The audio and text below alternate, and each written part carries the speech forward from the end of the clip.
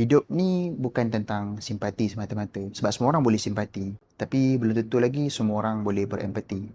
Simpati adalah keadaan di mana kita nampak orang tu dalam kesusahan, kita kata, kesian lah. Dan dia tak tahu apa. Dia sekarang kata, kesian je lah. Tapi orang yang berempati adalah dia kesian dan dia berusaha untuk melakukan sesuatu untuk meringankan beban orang dalam kesusahan. Dan kenapa kita kena belajar berempati dengan orang lain?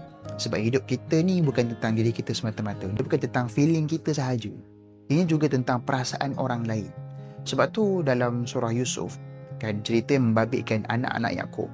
Ada satu babak yang membabitkan anak Yakub. Pada ketika itu mereka bercakap sesuatu yang menyakitkan hati ayah mereka.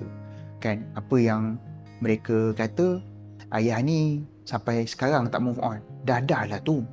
Kan, mereka tak pernah peduli tentang apa ayah mereka rasa. Kerana bagi mereka, apa yang penting hanyalah perasaan mereka. Ayah mereka punya perasaan tak penting pun. Dan ini adalah satu perkara yang kita perlu perbetulkan, terutamanya hari ini dalam generasi muda yang mana kita dah tak begitu peduli tentang apa yang orang lain rasa. Kita hanya peduli tentang apa yang kita rasa. Sehingga tanpa kita sedar, percakapan kita adalah percakapan yang cukup tajam dan menyakitkan hati orang lain. Sebab tu sangat pentinglah untuk kita punya rasa empati, kerana rasa empati bukan semata-mata menunjukkan tentang kepedulian kita kepada orang lain, tapi perasaan empati juga supaya kita ini dapat memupuk rasa ihsan dan saling berkasih sayang agar kita dapat mengelakkan daripada menyakiti hati orang lain.